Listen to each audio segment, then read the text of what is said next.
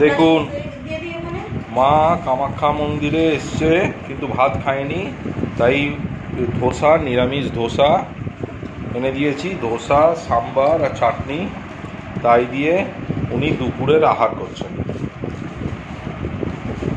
পুজো দিয়ে ভালো লাগলো দর্শন করে, চান করে। উনি ধোসা খেতে খুব ভালোবাসেন, এই ধোসা আনিয়েছি। ধোসার সঙ্গে দিয়েছে নিরামিষ সাম্বার, নিরামিষ সাদা চাটনি,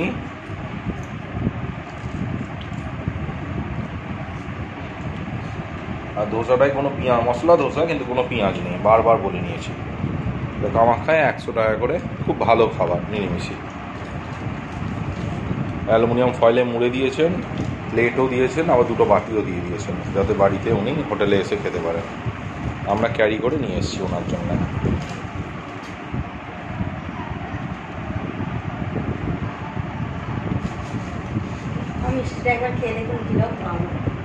মিষ্টিটা প্যাঁড়া নিলাম এখানকার।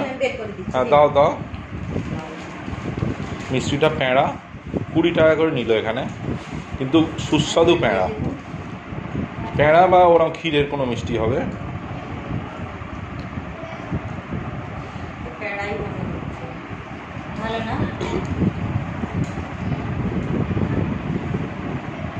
প্যাঁড়া 20 টাকা করে নিল এখানে, একেবারে মন্দিরের পাশে দোকান।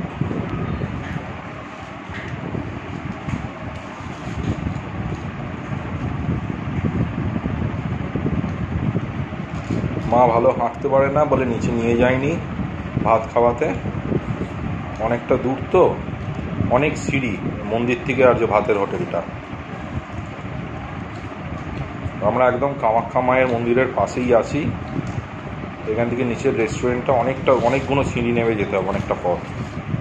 তাই প্যাক করে ওনার জন্য নিরামিষ ধোসা আনলাম আর মিষ্টি এনেছি। শুধু ভেজিটেবলস আছে।